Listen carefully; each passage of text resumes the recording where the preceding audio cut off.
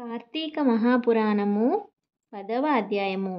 ఆజామేలుని పూర్వజన్మ వృత్తాంతము. జనకుడు వశిష్ఠుల వారిని గాంచి, మునిశ్రేష్ఠ, ఈ ఆజామేలుడు ఎవడు? వాడి పూర్వజన్మము ఎటువంటిది? పూర్వజన్మంబున ఎట్టి పాపములు చేసియుండెను? ఇప్పుడు ఈ విష్ణుదూతలు వైకుంఠమునకు తీసుకుపోయిన తరువాత ఏమి జరిగెను? వివరించవలసినదిగా ప్రార్థించెను. అంతా ఆ మునిశ్రేష్ఠుడు జనక మహారాజును కాంచి ఇట్లు పలికెను. జనక, ఆజామేలుని విష్ణుదూతలు వైకుంఠమునకు తీసుకుపోయిన తరువాత యమకింకరులు తమ ప్రభువకు యమధర్మరాజు కడకేగి, ప్రభు, తమ ఆజ్ఞ ప్రకారము ఆజామేలుని తీసుకుని వచ్చుటకు వెళ్ళగా అచ్చటకు విష్ణుదూతలు కూడా వచ్చి మాతో వాదించి ఆజామేలుని విమానం ఎక్కించి వైకుంఠమునకు తీసుకుని పోయిరి. మేము చేయనది ఏమీ లేక చాలా విచారించుచు ఇచ్చటకు వచ్చినారము అని భయకంపితులై విన్నవించుకొనిరి. ఔరా, ఎంత పని జరిగెను! ఎప్పుడూ ఇట్టి విధముగా జరిగి ఉండలేదే. దేనికి బలమైన కారణం ఏదైనా ఉండి ఉండవచ్చును అని యముడు తన దివ్య దృష్టితో ఆజామేలుని పూర్వజన్మ వృత్తాంతము తెలుసుకొని, ఓహో, అదియా సంగతి. తన అవసాల కాలమున నారాయణ అని వైకుంఠవాసుని నామస్మరణ చేసి ఉండెను. అందులకు కాను విష్ణుదూతలు వచ్చి వానిని తీసుకుపోయిరి. తెలియక కానీ తెలిసి కానీ మృత్యు సమయమున హరినామస్మరణము ఎవరు చేయుదురో వారికి వైకుంఠ ప్రాప్తి తప్పక కలుగును. కనుక ఆజామేలునకు వైకుంఠ ప్రాప్తి కలిగెను కదా అని అనుకొనెను. ఆజామేలుడు పూర్వజన్మలో మహారాష్ట్ర దేశమున ఒకానొక శివాలయములో అర్చకుడిగా ఉండెను. అతడు తన అపురూపమైన అందం చేతను, సిరి సంపదల చేతను, బలము చేతను గర్విష్ఠి అయి, వ్యభిచారి అయి, శివారాధన చేయక, శివాలయం యొక్క ధనమును అపహరించుచు, శివుని విగ్రహము వద్ద ధూప దీప నైవేద్యములను పెట్టక, దుష్ట సావాసములను మరిగి విచ్చలవిడిగా తిరుగుచుండేవాడు. ఒక్కొక్కప్పుడు శివాలయంలో పరమేశ్వరునికి ఎదురుగా పాదములను చాచి పడుకుండేవాడు.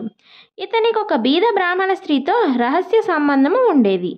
ఆమె కూడా అందమైనదొకటిచే చేయనది ఏమీ లేక ఆమె భర్త చూసి చూడనట్లు భిక్షాటనకై ఊరూరా తిరుగుచూ ఏదో ఒక వేళకు ఇంటికి వచ్చి కాలం గడుపుతూ ఉండేవాడు. ఒకనాడు పొరుగురికి వెళ్ళి యాచన చేసి పెద్ద మూటతో బియ్యము అలాగే కూరలు నెత్తిన తీసుకొని వచ్చి అలసిపోయి, నాకు ఈ రోజున ఆకలి మిక్కుటముగా ఉన్నది, త్వరగా వంట చేసి పెట్టుము అని భార్యతో అనెను. అందులకు ఆమె చేతరించుకొనుచు నిర్లక్ష్యముతో కాళ్ళు కడుక్కొనుటకు నీళ్లు కూడా ఇవ్వక, అతని వంక కన్నెత్తి అయినను చూడక, విటునిపై మనస్సు కలది అయి మగనిని తూలనాడట వలన భర్తకు కోపం వచ్చి మూలన ఉన్న కర్రతో బాదెను. అంతా ఆమె భర్త చేతి నుండి కర్ర లాగుకొని భర్తను రెండింతలు కొట్టి బయటకు త్రోసివేసి తలుపులు మూసేసింది. అతడు చేయనిది లేక భార్యపై విసుగు వచ్చుట వలన ఇక ఇంటి ముఖము పట్టరాదని తలపోసి దేశాటనకు వెడలిపోయాను. భర్త ఇంటి నుండి వెడలిపోయాను కదా అని సంతోషించి ఆమె ఆ రాత్రి బాగా ముస్తాబై వీధి అరుగుపై కూర్చొని ఉండగా ఒక చాకలివాడు ఆ దారిన పోవుతూ ఉండెను. అతనిని పిలిచి, ఓయ్, నీవీ రాత్రి నాతో రతిక్రీడ సలుపుటకు రమ్మని కోరెను. అంత నా చాకలి, తల్లి, నీవు బ్రాహ్మణ పడతివి, నేను నీచ కులస్థుడను, చాకలివాడిని, మరి ఈ విధముగా పిలుచుట యుక్తము కాదు తల్లి, నేను ఇట్టి పాపపు పనిని చేయజాలను అని బుద్ధి చెప్పి వెడలిపోయాను.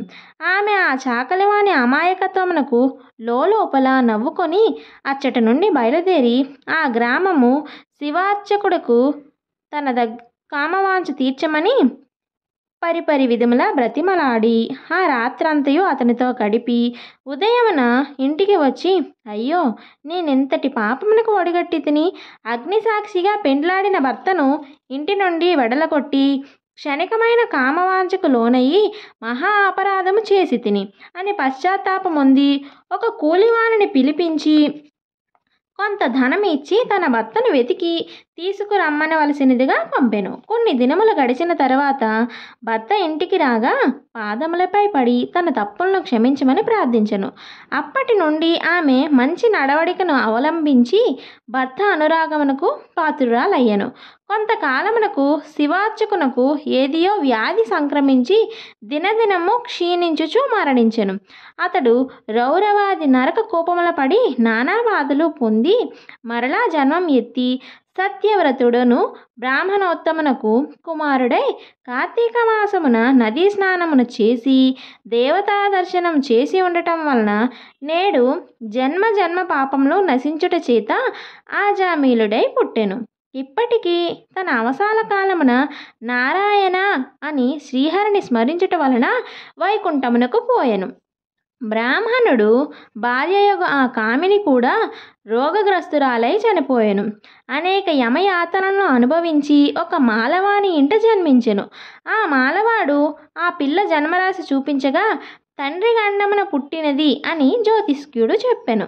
మాలవాడు ఆ శిశువును తీసుకుని పోయి అడవి యందు వదిలిపెట్టేసి వచ్చాడు. అంతలో ఒక విప్రుడు ఆ దారిన పోవచ్చు పిల్ల ఏడుపు విని జాలి కలిగి తీసుకుని పోయి తన వెంట దాసీకిచ్చి పోషించమని తన ఇంటిలో ఉన్న దాసీకి ఇచ్చెను. ఆ బాలికనే ఆజామీలుడు ప్రేమించెను. వారి పూర్వజన్మ వృత్తాంతము ఇదియే. నిర్మలమైన మనస్సుతో శ్రీహరిని ధ్యానించటం వలన, దాన ధర్మములు చేయటం వలన, శ్రీహరి కథలను ఆలకించటము, అలాగే కార్తీక మాస స్నానం ప్రభావం వలన ఎటువంటి వారైనను మోక్షమును పొందగలరు. కాన కార్తీక మాసమునందు వ్రతములు పురాణ పఠనములు శ్రవణం చేసిన వారు ఇహపర సుఖములు పొందగలరు. దశమాధ్యాయము 10వ రోజు పారాయణము సమాప్తము. ప్రతిరోజు కార్తీక పురాణంని వినాలనుకునే వాళ్ళు మన ఛానల్ని సబ్స్క్రైబ్ చేసుకోవడం ద్వారా ప్రతిరోజు వచ్చే కార్తీక పురాణం అధ్యాయాలను వినవచ్చును.